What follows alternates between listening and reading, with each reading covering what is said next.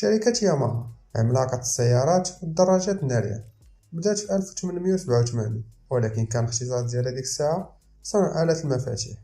وبدا التطور ديالها مع الوقت حتى وصلت للعالمية، ومعروفة أنها أكثر شركة كتهتم بالعمال ديالها.